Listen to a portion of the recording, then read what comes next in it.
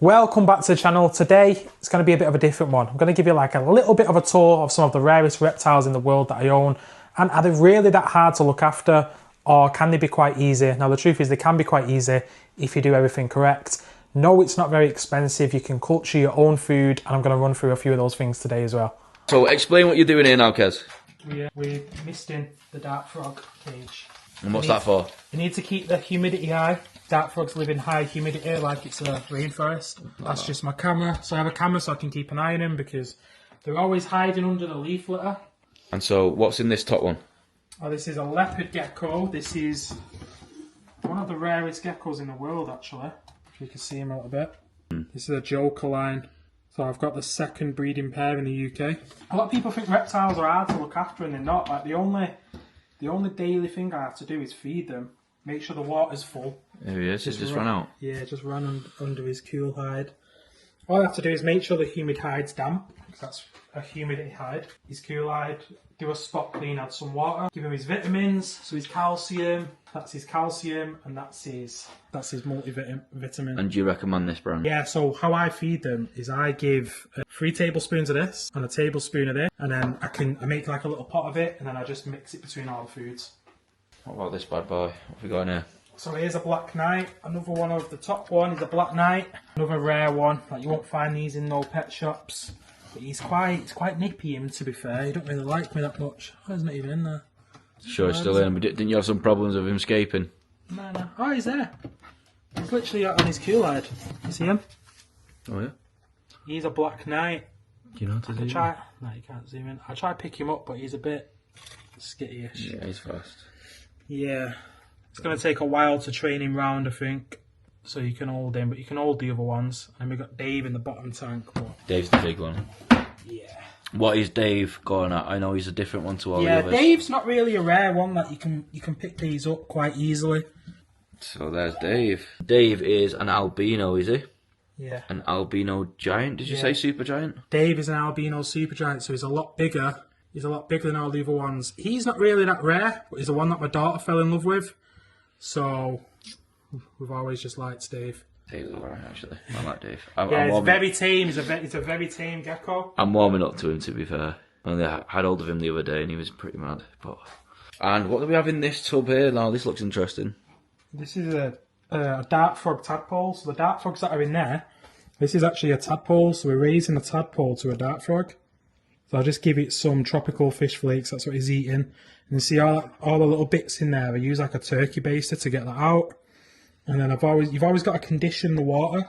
So explain what you're doing here now. Cleaning all the shit from the dart frogs. All these little bits. This kind of acts like a vacuum. So I'll just keep cleaning all the bits, and you can actually see them. Don't know if the camera can pick it up. Yeah, I can zoom in. See all the bits now inside? That's all the dart frog poo. So we get it out of here. So he's got a clean cup to be raised in. So what I'm going to do now is I need to put tiny holes on the top of here so the flies can get oxygen. Oh yeah. Yeah, now that looks fine. Yeah, so just tapping it in and then twisting it, and this should be fine. They shouldn't escape out of there. To do the fruit fly culture for the dart frogs, we're using Reptile superfood. Don't even smell like much, you know. It smells like oxo stuff, to be fair. And how do you decide how much goes into that? I don't. I'm just doing it by eye. And I just make it into like a thin paste. Have instructions on the thing? Yeah, it has instructions, but we don't follow instructions around here. No, we don't follow the system. Yeah, I'm just going to go with that much and then add some water. Cool. So then you add hot water to it and then you let it sit. Give them some coffee. Yeah, they'll be flying then. They'll actually grow wings. They'll be off the whole rocket. And this is going to be my own fruit fly culture. So here's the rest. But this one is going to be my own homemade one. That's what it should look like in the end.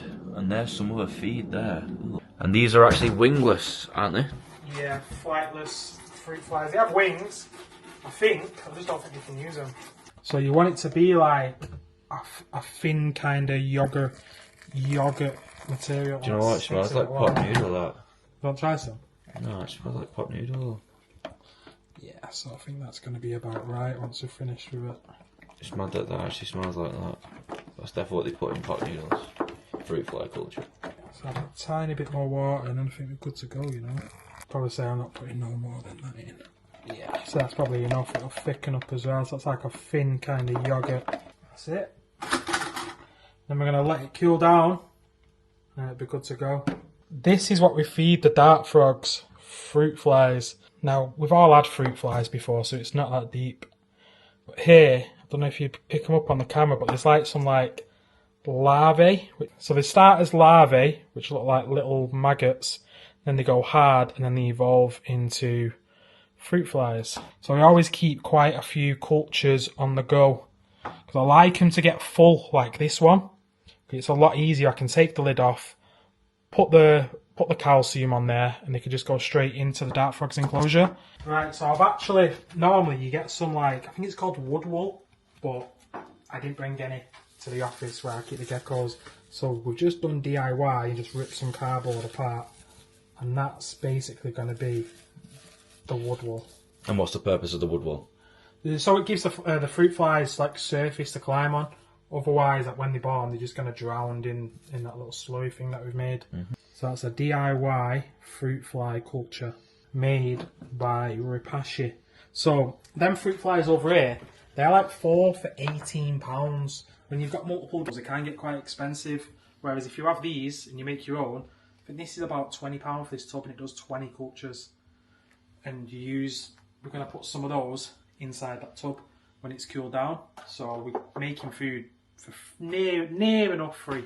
These are all going to turn into fruit flies. This culture is going to be good in a couple of days.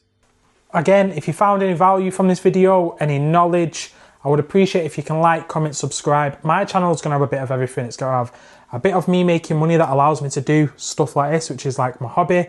And it's going to show you some stuff to do with reptiles. I'm going to really mix it up, even do some cooking videos. So if you like any of that, make sure you like, comment and subscribe.